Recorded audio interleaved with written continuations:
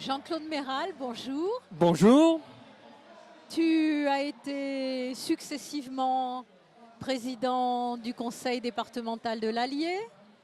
Tu as été président du CIDEF, le centre de formation des élus communistes et républicains. Tu es aujourd'hui conseiller municipal. Tu animes l'association Albert Londres.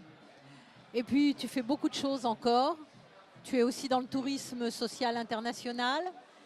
Et je sais que tu as des positions tout à fait affirmées sur les questions de l'économie sociale face tout à la fois au capitalisme et à ce qui s'est passé dans le siècle précédent, notamment l'échec de l'Union soviétique, les nationalisations supprimées, etc., etc. Qu'est-ce que tu peux nous dire à propos de ça? Bien, je dirais tout d'abord que l'économie sociale et solidaire, c'est vraiment l'avenir.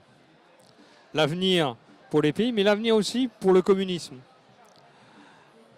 Si on analyse l'histoire de ces décennies,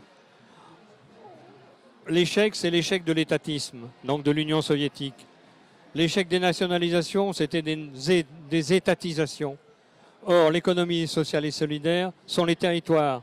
C'est la citoyenneté, c'est la démocratie, c'est la proximité, c'est l'énergie créatrice. Ce que ne donnent pas les logiques étatistes. On voit bien, on peut prendre X exemples. Renvoyer tout vers le haut en disant la loi. C'est la loi qui va permettre ceci. Mais on voit bien que ça déresponsabilise, que nos concitoyens n'agissent pas. On l'a vu lors des luttes sociales de ces 2 dernières années. Puisqu'on leur dit, la loi va vous régler les problèmes. Or, ce sont les citoyens qui peuvent régler. Ça ne veut pas dire qu'il n'y a pas à avoir des règles, une loi, mais une loi qui permette cette synergie, cette dynamique dans les territoires. Voilà pourquoi je dis et je me bats pour que l'économie sociale et solidaire soit vraiment le projet d'avenir, le projet de société, le projet de civilisation. C'est vrai aussi sur les questions d'environnement, d'écologie, de réchauffement climatique et de transition énergétique. Alors, quand tu dis ça, qu'est-ce que tu fais des services publics? Où est-ce que tu les places? Les services publics ont un rôle à jouer, mais un rôle à jouer au service des territoires, en faisant en sorte que les citoyens soient aussi acteurs du service public. Moi, je suis désolé, mais on a eu la lutte des cheminots, lutte importante, mais a-t-on à un moment ou à un autre demandé leur avis aux usagers dont je fais partie? Jamais. Dans les entreprises, est-ce que ce ne sont pas les salariés qui doivent décider de ce qu'est leur entreprise? Ça ne veut pas dire faire un référendum, il y a nécessité de débat, mais c'est à eux, c'est quand même à celles et à ceux qui vivent dans l'entreprise, à celles et à ceux qui vivent dans les territoires, de donner vraiment leur avis. C'est vrai sur la décentralisation. Demander aux élus d'élaborer des lois de décentralisation, c'est une aberration, parce que chacun défend son beefsteak. C'est aux citoyens de dire, voilà ce que je voudrais pour mon territoire. Est-ce que tu ne crois pas qu'il peut quand même y avoir des nationalisations, notamment de secteurs extrêmement importants pour la vie du pays, mais dans lesquels le fonctionnement ressemble par exemple à ce que peut être une société coopérative d'intérêt collectif, c'est-à-dire dans laquelle il y a tout à la fois les salariés, les usagers, parce que par exemple, tu prends la pharmacie, c'est pas aux salariés de la pharmacie de décider de tous les médicaments qu'on va faire. Ils Bien ont sûr, leur mot à dire. Bien sûr. Mais les malades du sida, le cancer, etc., qu'est-ce que tu en penses? Les nationalisations ne doivent-elles pas trouver une autre façon d'être, une autre organisation? Tout à fait. Mais pourquoi ça n'a pas marché en 81? Parce que ce n'était pas une nationalisation telle que tu la présentes, c'est-à-dire qui est au service des territoires, au service du pays, avec l'intervention des citoyens, des salariés. Mais c'était une étatisation. En fait, il y avait un conseil d'administration au service des logiques de l'État, pas au service des logiques... Logiques de l'État qui sont elles-mêmes au service des logiques du capitalisme. Tout à fait, tout à fait. Donc on peut très bien avoir un grand secteur public, c'est vrai pour l'énergie, c'est vrai pour la pharmacie, mais qui soit dans une démarche qu'on pourrait appeler de coopérative, où on est les salariés, les usagers, voire les élus aussi. Donc c'est tout à fait possible. Mais à l'heure actuelle, nombre de nos amis ne sont pas sur cette logique-là. Alors, par exemple, J'avais été, il y a très longtemps, auteur d'une proposition de loi sur l'eau, où on avait mis un dispositif, c'était en gros une agence nationale qui s'occupait de la ressource générale, de la péréquation, de la recherche, des agences de bassin, ce qui est logique, et des régies. Et puis finalement, dans les derniers temps, et aussi grâce à un étudiant qui a travaillé sur cette question et qui a été publié par la Fondation Gabriel Péri, est-ce que l'eau ne pourrait pas être en SIC, en société coopérative d'intérêt collectif? Du coup, je me dis, plutôt que des régies, est-ce qu'il ne faudrait pas des SIC dans lesquels il y ait, par exemple, les usagers? Il y a les petits, mais il y a aussi les gros, et tu les responsabilises de cette manière. Bien sûr. Non, mais il y a, si l'on part de cette problématique de l'intérêt des citoyens, des territoires, dans le cadre d'une nation qui est la nation française, mais aussi en lien avec l'Europe et les questions mondiales, on peut tout à fait penser, je veux dire, une autre organisation dont le cœur serait l'économie sociale et solidaire. L'économie sociale et solidaire, ce n'est pas simplement un petit projet dans un territoire. Ça peut se penser au niveau national. Donc quand tu parles de l'eau, mais c'est vrai pour l'eau, c'est vrai pour l'énergie, c'est vrai pour l'insertion.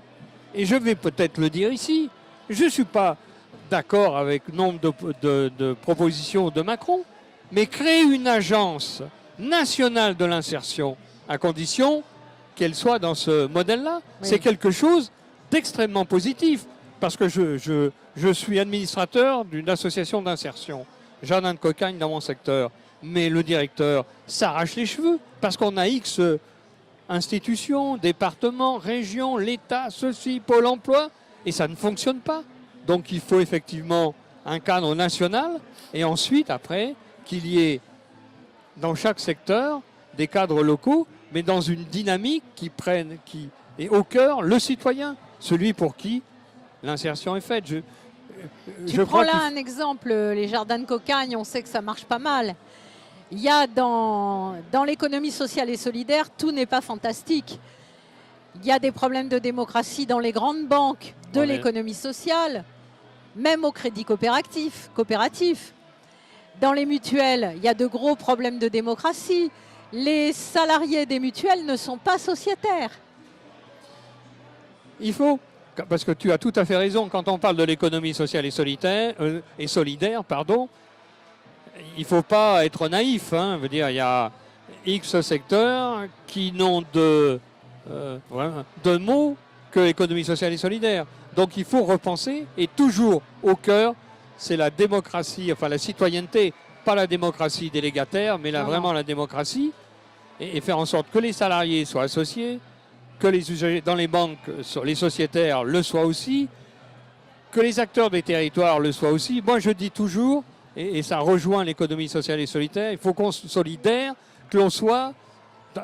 Pourquoi je dis solitaire? C'est qu'on est un peu trop solitaire, bon, y compris dans notre propre famille politique.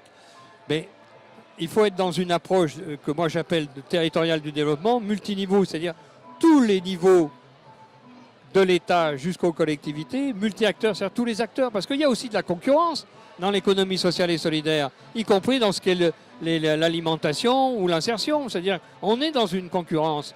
Donc si on est dans une démarche de coopération avec tous les acteurs, multisecteurs, parce que l'économie sociale et solidaire, c'est pas que l'économie, c'est le social, c'est l'environnement, enfin c'est la culture en définitive. Donc si on est dans cette démarche-là de mutualisation, de transversalité, ça marchera, mais à condition qu'on ne prenne pas nos concitoyens comme des gens qui n'y comprennent rien, parce que c'est pas propre à la bureaucratie d'État, c'est aussi propre dans les rangs de certains responsables politiques. Nous, on sait, eux, ils savent pas. Ou syndicaux, oui. Donc, on a des gens en face de nous qui ont des prises de position, mais sont aussi des gens intelligents.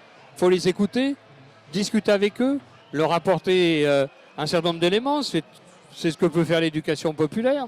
Bref, l'économie sociale et solidaire, Sylvie, et tu fais un travail extraordinaire. Moi, je souhaiterais qu'il soit beaucoup plus reconnu.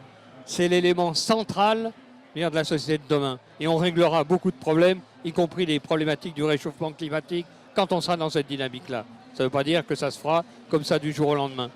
Oui, il y a encore beaucoup à faire, mais on avance quand même. On avance, c'est vrai. Et dans le cadre de notre prochain congrès, on a quand même eu la réunion d'un collectif idée dans lequel on a pu s'exprimer, qui étonne encore certains parce qu'ils disent « Oh, ben dis donc, je ne savais pas que c'était ça l'économie sociale.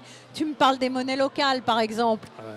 Les monnaies locales, c'est intéressant. Je ne sais pas ce que tu en penses pour un territoire comme le Les tien. monnaies locales, il se trouve que l'association que je préside sur les pas d'Albert Londres, le secrétaire de l'association, c'est un des porteurs d'une monnaie locale dans le département de l'Allier qui va s'appeler Soudici.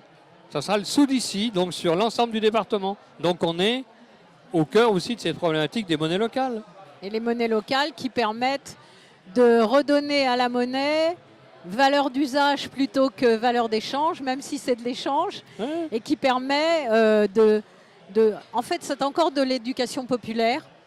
Et je vois l'expérience, par exemple, de Toulouse, où ça a créé de l'emploi, où la monnaie locale circule 2,5 fois plus vite que l'euro et reste à l'intérieur du territoire, parce qu'il y a ça aussi. Tout à fait. Tu sais qu'on avait fait un travail sur le ratio entre les dépôts bancaires et les encours de crédit bancaire, et on s'est aperçu qu'il y avait beaucoup plus de dépôts dans les départements les plus pauvres et beaucoup plus de crédits dans les départements les plus riches. Tout à fait. C'est le cas dans notre département de l'Allier. Absolument. Voilà. Les pauvres épargnent pour les riches. Pour les riches, voilà, tout à fait.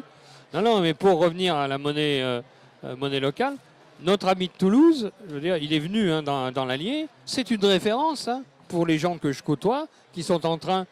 C'est en 2019 qu'elle va être c'est une mise en monnaie place. locale citoyenne. Citoyenne, Voilà. sous d'ici. Oui.